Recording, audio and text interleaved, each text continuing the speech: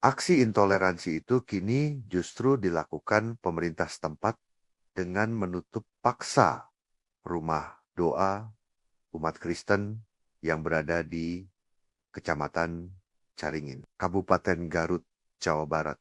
Bukan itu saja, rohaniawan di rumah doa tersebut, yakni Dani Nathanael, beserta anaknya yang masih duduk di bangku kelas 3 sekolah dasar, diusir paksa. Hal itu dikatakan Permadi melalui unggahan di akun Instagramnya @permadiaktivis2 sembari menyematkan tangkapan layar pemberitaan salah satu media online nasional dengan judul Rumah Doa Umat Kristen di Garut ditutup paksa, rohaniawan dan anaknya diusir. Dilansir dari laman lujustice.co, penutupan paksa rumah doa umat Kristen di Kecamatan Caringin, Kabupaten Garut, Jawa Barat, terjadi sejak 2 Agustus tahun 2025 lalu. Hal itu dikatakan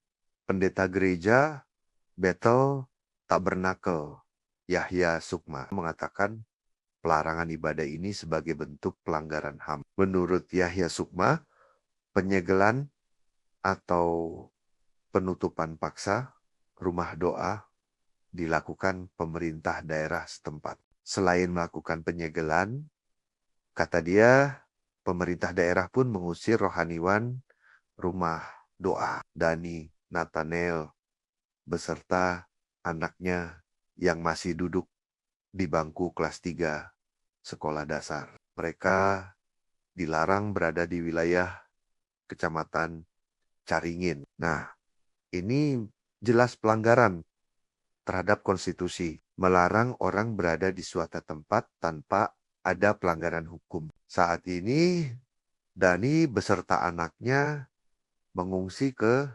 wilayah Kabupaten Bandung. Ujar Yahya, dikutip dari laman justice.co. Menurut Yahya, penutupan paksa berawal saat petugas Kementerian Agama Provinsi Jawa Barat hendak melakukan pendataan dengan didampingi petugas kantor urusan agama KUA setempat. Pendataan ini merupakan bentuk pembinaan karena surat keterangan tanda lapor atau SKTL rumah doa akan berakhir pada Februari tahun 2026. Namun, sebelum petugas Kemenak Provinsi mendatangi lokasi, KUA bersama Forum Komunikasi Pimpinan Kecamatan Caringin terlebih dahulu mendatangi rumah doa. Mereka membawa Dani dan anaknya ke salah satu hotel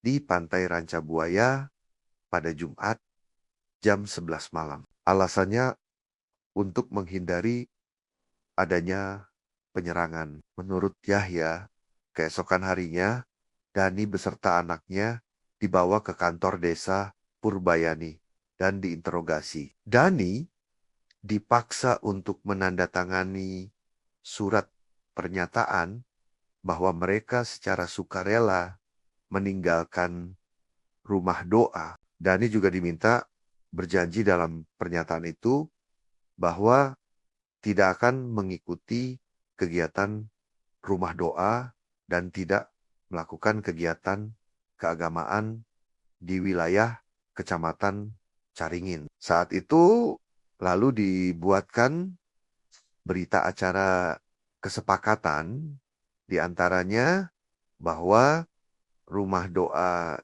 Immanuel ditutup secara permanen. Menurut Yahya, hal lain yang dilarang adanya peribadatan atau pembinaan iman umat Kristen dan kegiatan peribadatan lainnya seperti pembagian bantuan sosial, sembako. Kami ini kaum minoritas. Apa yang kami lakukan selalu dianggap salah. Kata Yahya.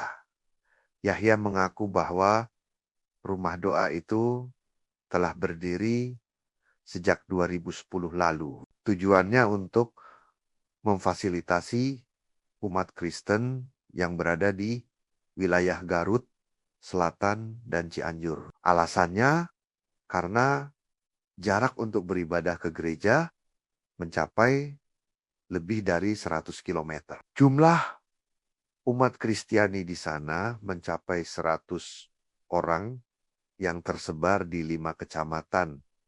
Di antaranya Cibalong, Pamiung Peuk, Ciklet, Caringin, dan Bumbulang. Kepala Badan Kesatuan Bangsa dan Politik Kabupaten Garut, Nuruddin mengaku bahwa penutupan rumah doa itu dilakukan karena tidak memiliki izin. Bayangkan, di tengah kehidupan berbangsa yang seharusnya rukun dan damai, masih ada tindakan intoleransi yang mencederai nilai-nilai keberagaman kita. Pada tanggal 2 Agustus tahun 2025, seorang penginjil bernama Dani Nathanael Gunawan diusir dari rumah doanya sendiri di Desa Purbayani, Kecamatan Caringin, yang lebih menyedihkan sekitar 20 jemaat yang biasa beribadah di sana